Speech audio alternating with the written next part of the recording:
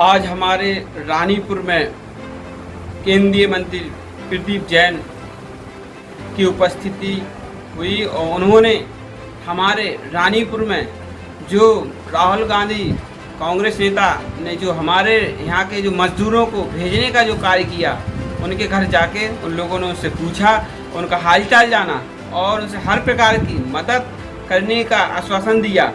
ऐसे ही है जो हमारे बीच में ऐसे नेताओं की हर बार कमी महसूस होती है और हमारे जो नेता जो हैं ऐसे ही हमारे बीच में अगर आते रहें तो कुछ ना कुछ लोगों के बीच में एक अच्छा संदेश जाएगा।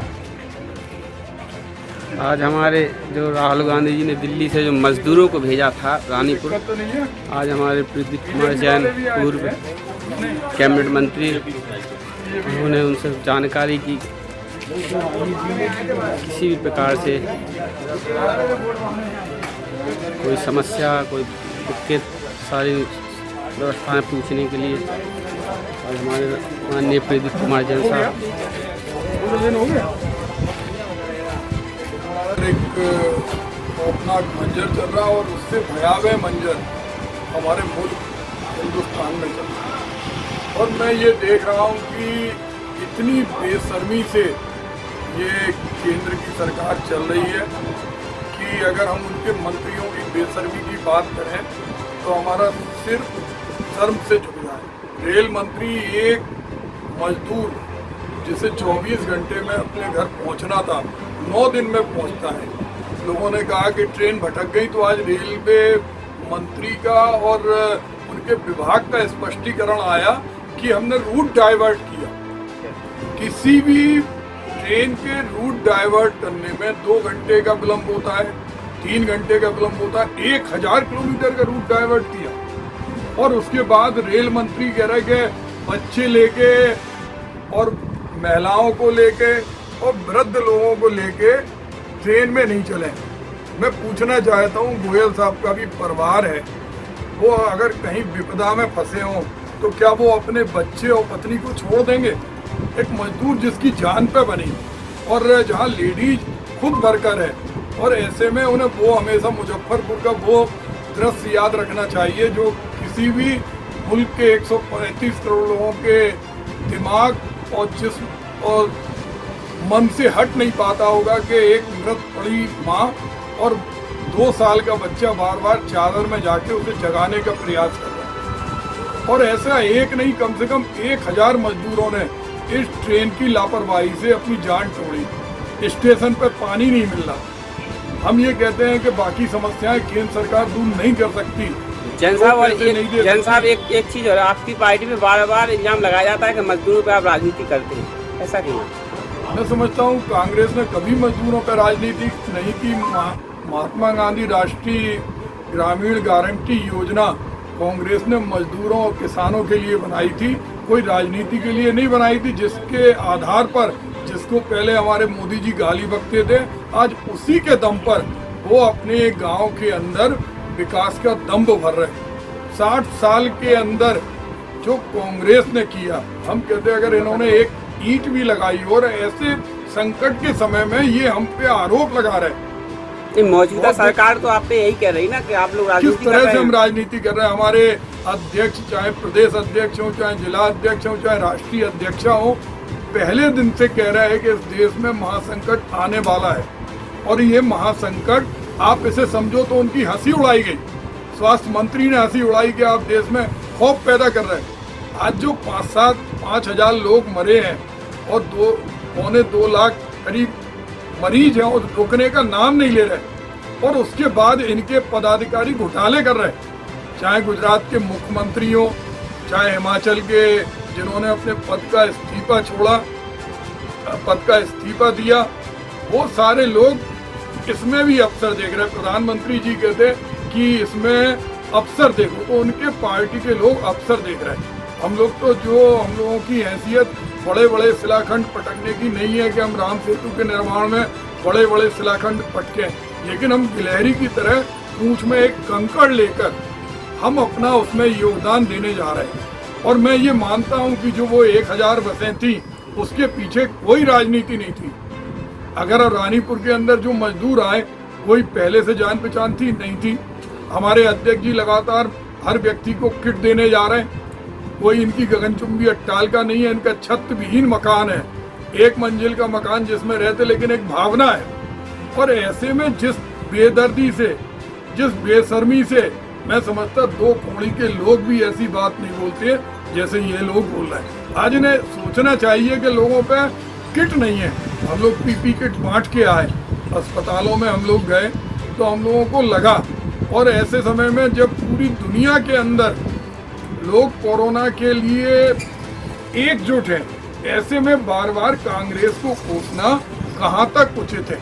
और इस पर हमारे प्रधानमंत्री जी को बताना चाहिए। रानीपुर के अंदर बुनकर भाई हैं, 20 लाख करोड़ का पैकेज है, 1 पैसे का बजट मिला, उनके बिजली का बिल माफ हुआ।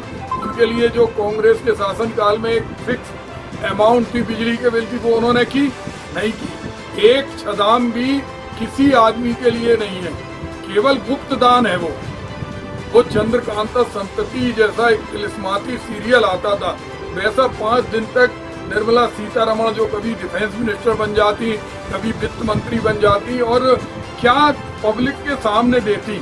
और आज यही कारण है कि हमारे कट्टर हिंदू राष्ट्र नेपाल जैसा छोटा सा राष्ट्र हमें आंखें ततेर रहा है। म्यांमार, पाकिस्तान पहले से हमारे दुश्मन थे, बांग्लादेश हमारे खिलाफ हो चुका था, और आज नेपाल जैसा कट्टर हिंदू राष्ट्र जिसमें हमारे प्रधानमंत्री जी गए थे और उन्होंने कहा छोटा भाई बड़ा भाई, तो ये सब इनके कुप्रबंधन के कारण है। और ऐसे में हम लोग कोई राजनीति नहीं चाहते, हम चाहते हैं कि मजदूर को उसके घर पे पहुंचना चाहिए। पहले लॉकडाउन के पहले आज रानीपुर में नीति बनाना चाहिए। आज रानीपुर में आप आए, आपने मजदूर के यहाँ जो आपकी पार्टी ने यहाँ भेजने का जो काम किया था मजदूरों को, उससे आप मिले, आप उनसे, तो उन्होंने क्या कहा आपसे? उन्होंने राहुल गांधी की तारीफ की और उन्होंने कहा कि उन्होंने दिल की गहराइयों से हमारे दुख दर्द को समझा। हमारी कोई जान पहचान नहीं थी और हमें घर तक भिजवाया, और हम लोग हमारी सारी व्यवस्था यहाँ के अध्यक्ष ने और सब लोगों ने की है। आज आप उनके यहाँ गए थे तो आपने उनकी व्यवस्थाएं देखी कि सब बढ़िया है? हाँ बिल्कुल, उन्होंने जो बताया उन्होंने स्वयं ही इस बात को स्वीकारा। और हमारा लक्ष्य यही है कि बुंदेलखंड के लोग हताश उदास नहीं हो।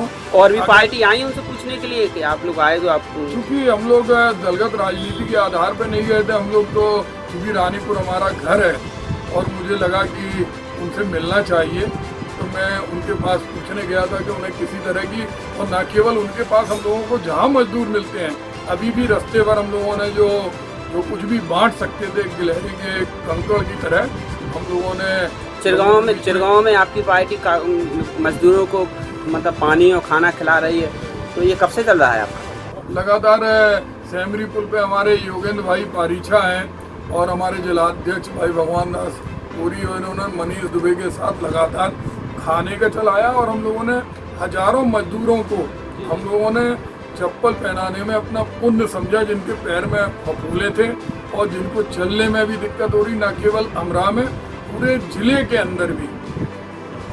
और जो राशन वगैरह जो अभी वंचित हैं, जो जिनके राशन नहीं है, जो थोड़ा परेशान हो रहे हैं, तो उनकी कैसे मदद कर रहे हैं आप लोग?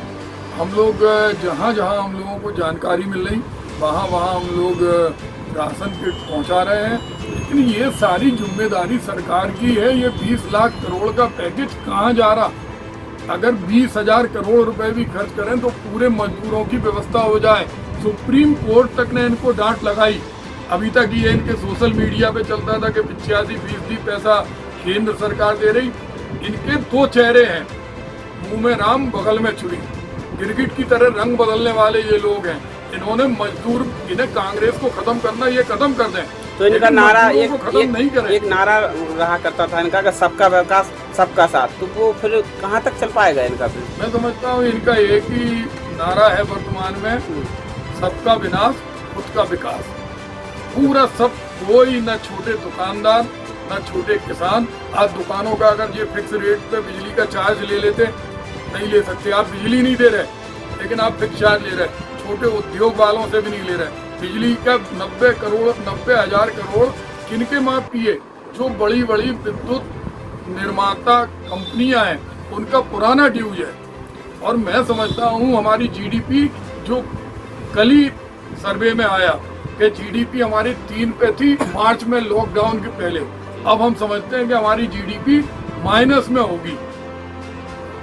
अच्छा, मजदूरों को लेके अभी जो आपने काम किए ये अभी कब तक चलते रहेंगे? और आप अभी हम लोग मजदूरों के बीच में लगातार जहाँ जहाँ भी मजदूर मिल रहे हैं हम लोग उनकी जो समस्या हम लोग दूर कर सकते, और इसमें हमारे प्रदेश कांग्रेस कमेटी के अध्यक्ष आज जो दुर्भाग्य से, बल्कि हम कहेंगे वो आज आज़ाद हिंदुस्तान के बावजूद भी वो स्वतंत्रता संग्राम सेनानी जैसा काम किया और उन्हें जेल के अंदर बंद कर दिया। जो काम अंग्रेजों ने नहीं किया वो प्रदेश सरकार उनने कौन सी 420 की, किसके संग धोखाधड़ी की? अगर किसी मजदूर को 2 रोटी खिलाना जुर्म है, धोखाधड़ी है, तो उन पे 420 लगती। किसी मजदूर को बसों की लिस्ट देना धोखाधड़ी है तो उन पे 400। लेकिन कुछ भी चीज आपकी सरकार के प्रदेश अध्यक्ष पे क्या जुर्म हुआ किया था उन्होंने, क्यों उनको बंद प्रक्रिया उठा के? मैं ये बात बहुत अच्छी तरह जानता हूँ कि उन पर केवल एक यही जुर्म है कि वो प्रदेश सरकार की आंखों में चुभ रहे थे कि वो मजदूरों के दुख दर्द के लिए आगे बढ़ रहे। ये सरकार चाहती है कांग्रेस विहीन देश नहीं हो, गरीब विहीन देश हो जाए, ताकि अडानी और अंबानी के जो प्रबंधन करने वाले लोग हैं वही अपने ढंग से इस देश के अंदर लोगों को चलाएं। आज यही कारण है, नहीं तो कोई भी सरकार 60 दिन के अंदर, हर सरकार के व्यक्ति को मालूम है कि 8 करोड़ मजदूर प्रवासी बाहर हैं। उन मजदूरों को पहुंचाने के लिए हमें एक नीति बनाना चाहिए, लेकिन उन्होंने नहीं कोई नीति बनाई।